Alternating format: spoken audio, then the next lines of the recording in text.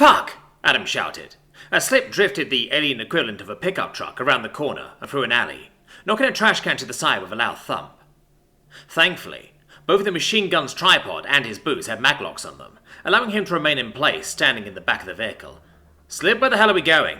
Did we take that street to get to the bar? We did, came the reply over his radio. This is a shortcut. It's not going to be a shortcut if you wrap us around a fucking light pole, he shouted back. Fuck you, I know how to drive. Not fucking well, he thought, as he checked the machine gun for the 4th time as they sped out into a busy street. Slip repeatedly smacking the klaxon-like horn on the vehicle, narrowly avoiding hitting civilians several times as she did. Oh, fuck, he muttered, as he saw the speed bump in the street. Slip taking the impact at full speed. Whoever's truck they stole was definitely not going to be getting it back in the same condition, if at all. The impact sent lightning for his bones, jarring him to his core as his boots held him to the bed of the truck, nearly making him fall back in the process. He repositioned his frantic grip on the machine gun, holding for dear life and hoping his tripod's maglocks held. The occasional glance at the onlooking Giovanni watching the truck speed down the road with a human on a gun turret made him grin. Sheer confusion was the most common expression, with terror being a close second. All we need is some fucking ISIS music and we're set, he thought, as he chuckled to himself. The crackle of laser fire came to his ears barely over the rushing of wind flying past him as the manor came into view. He hit the safety on the machine gun as he mentally prepared himself for the firefight that was about to come. Slip sped around the corner, the gate to the manor coming into view. Several cars were parked around the gate, with at least 2 of them in various states of inflamed. He saw Ferry firing from behind the gate, one of the Duchess's guards down next to her as she shot at several women behind the vehicles. Adam sighted the first hostile and sent a burst of fire into her. Adam, is that you? Crackled his radio as he lined up his next target. Fuck yeah, he replied, before sending several rounds into the shill, sending the rest of the fighters scrambling for cover. Where the hell did you get an Empress-damned repeating laser? I took it from the assassins who tried to hit us. They didn't need it anymore. They hit you guys too? Yep. Ambushed us as we left the club. You? Hit the manor as soon as the Duchess returned. Explosives detonated too late to miss her car, Ferry replied, as Slip inched the truck closer, allowing Adam a better position to fire on the assailants. Everyone alright? Adam asked, not seeing grim or classy anywhere. Inside, in a safe room. Now that you're here, it's mostly just mopping up. Where's Halo? Halo is with me. We're safe and sound, just waiting for the go-ahead to return home, came Sel's voice over the radio. Over the next few minutes, the remaining fighters either fled or were eliminated by the joint efforts of Adam's machine gun, or repeating laser as he was corrected, and Ferry leading the guards out from the safety of the walls to engage the fleeing assassins. Adam? What's up, Slip? He replied, still pulling security from the gun turret. We have 7 confirmed dead here, with at least 2 that fled. Add that to your 3 kills, the bar lady's 1 and my 2, that's a strike team of at least 12, she said, clearly leading him down a path of thought. Your point being? Who the hell are we fighting? They have serious numbers, not some small outlying cell. Also, there's an unusual number of males here. There are? Adam quickly double-checked the enemy dead on the ground. From what he could see, at least 4 of the dead enemy combatants were Giovanni men. The others were behind cover where he couldn't see. 4, plus the 1 dude I kicked off the roof. 5 out of 12 is kind of a high number of your men for an assassination team, right? It's extremely unusual. Something's not right here. Adam's mind wrapped and coiled around itself as he tried to figure out the conundrum. Every Giovanni male he'd ever met was at best described as demure, at worst complete prima donnas. If that was the norm, what would drive the average Shul male to make up nearly half the gender ratio of an assassination team for a high-profile target like the Duchess? So, what's the play then, Captain? Asked Adam. Grim had succinctly laid out all the information gathered by their respective firefights, and still had yet to come to a conclusion. Grim had spent the last hour studying the dossiers of all the enemy combatants with her team, and Adam's head was beginning to spin. Simple answer? Empress only knows, she blurted out, exhaling loudly.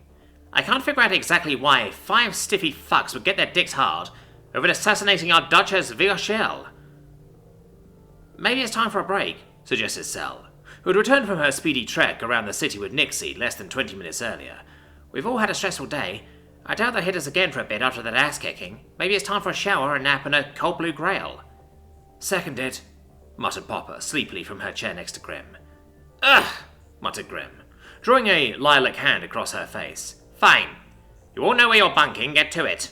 Duke Ulgar can handle the manor. Dismissed. Captain, said Adam, remaining behind as the rest of the group fired out of the room. Yes, Sergeant? You sure we're on the right side of this one? He asked, walking close to her, speaking just loud enough for the two of them to hear. I'm not following. Almost half of the enemy combatants were male. I didn't want to say this in front of the team, but it doesn't add up unless the Duchess did something to them specifically.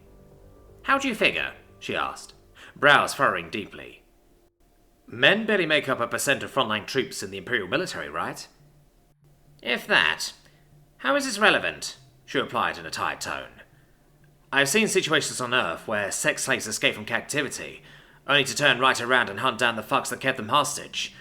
With the high quantity of dedicated fighting men we killed today, that seems like a possible option, right? Adam, you better be real fucking careful.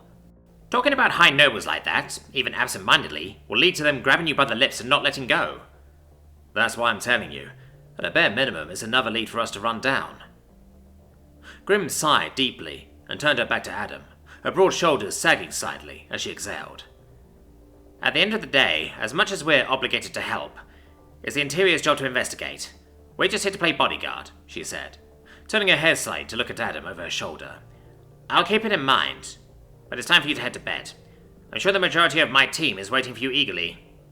Fine, Mum, Adam groaned sarcastically, earning a half chuckle from Grim as he left the room. He walked through the gaudy halls of the manor to the adjacent wing to the ducal family chambers, usually reserved for guests, but because of its proximity to their guardies, it had been turned into an impromptu barracks. Nicest fucking barracks I've ever stayed in, he thought, as he observed the tapestries, sculptures and gold filigreed purple stone columns that dotted the hallways. Once this much money got into play, things started to get complicated. At least on Earth, you could be sitting in a pool in your $20 million mansion in Malibu one day, and the next you're on a speedboat to Hong Kong because a business deal went sideways with your entire family dead or missing. He finally reached his room, and opened the door to find Slip and Classy arguing quietly. Slip, I know you've been waiting your turn for mums, but this is important. Oh, what do you need to impress a gaggle of snobby nobles by showing off Adam? Is he nothing but an arm gem to you? Absolutely not, Indara spat back, voice oozing ill-pent rage. But if I can't show Mother that I've complied with the terms of our deal, regardless of its roundabout nature, it'd be like when I was 8 and told everyone I had a cute boyfriend that just went to a different school. The girls at the Sorgo Academy did not take that one well, Classy finished with a soft chuckle. Hey, you two, said Adam, fully opening the door. The two women jumped, their difference in height becoming fully apparent, as Classy rose up to a full 7'3", just over a foot taller than Slip. Oh, hey, said Slip. Ready for bed? Depends. What are you guys chatting about? He replied, raising a brow. How long were you standing there? Classy asked, shooting him a knowing gaze. Just before Arm Gem came up. What's got you two so fired up? Ugh, exclaimed Slip, snatching an omnipad from the large bed. Just read this. Adam accepted the rectangular pad, slowly reading the Shovanti missive in a digital version of an official letterhead. Dearest Indara, I've heard that you've been stationed in Krenatore for my sister Kamilesh. I'm holding a party for some friends and business partners, and would be delighted if you would join us. Don't worry, I've contacted your commander, Countess Paltori, and you'll have the evening off. Please be at the Old Manor at Thoria Avenue tomorrow at 1900. Regards, your mother, Princess Ardonia Tazu, third in line for the throne, Royal Diplomatic Head. Adam raised his eyebrows after reading the letter, trying to process the invitation. Shit, Indara. Where's the nearest tux rental? You're going? Classy asked softly, as Slip rolled her eyes. Fuck, if you gotta deal with a gaggle of snobby nobles, least I can do is be there to support you. Hell, might even break out some of the really cheesy war stories, spice up the party a bit. But you're just going so she can show you off, whined Slip. Slip, don't you lie, he said, staring her with a loving glare. The first opportunity you get, you're going to be showing me off in your own way too. Remember our big sparring match in the gym on Feyara, during the busiest hour of the day? Slip refused to meet his gaze, blushing a blue that wildly contrasted with her skin. As for Classy, I'm going to be there to shield her from her mother, as much as to spend time with her. I know you've been waiting patiently, but tell you what, tomorrow morning, want to spar in the rec room downstairs? Fucking deal, she replied excitedly. With that, the trio made their way into bed, stripping out of their armor and street clothes, in the practiced manner brought about by months and years of wearing the suits into combat and training. They folded their armor in neat piles atop the dresser, each shirt wildly different color. Classy's armor was a deep tan and green painted mix, the finish cracked and chipped in several places where it either flexed too much or was scraped off by passing debris. Adam's armor had stayed the same, other than his helmet, as it was when it was issued, a deep black color, broken by the silver magnetic attachment points for his outer plates. Slip's had sigils, tattoos, and other unique markings painted in different colors across her suit, looking eerily similar to Popper's. If he had to guess, Slip had probably done the artwork on her suit too. The style had a definite appeal, but as much as he liked her skull design, the style of room work just wouldn't work for him.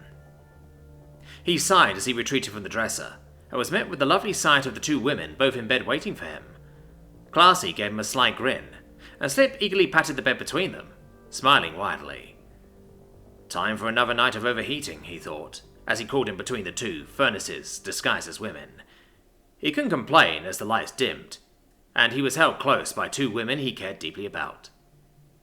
Classy's large frame felt comforting behind him as she pulled him to her chest, while Slip nuzzled her way under his chin, her warm breath tickling his collarbone as she pressed against him. The warm, inky blackness of sleep enveloped him in short order as he shared his bed with the two DESEC commandos. The thoughts of the day's events and their possible connotations drained from his psyche, leaving only the bliss of two caring women.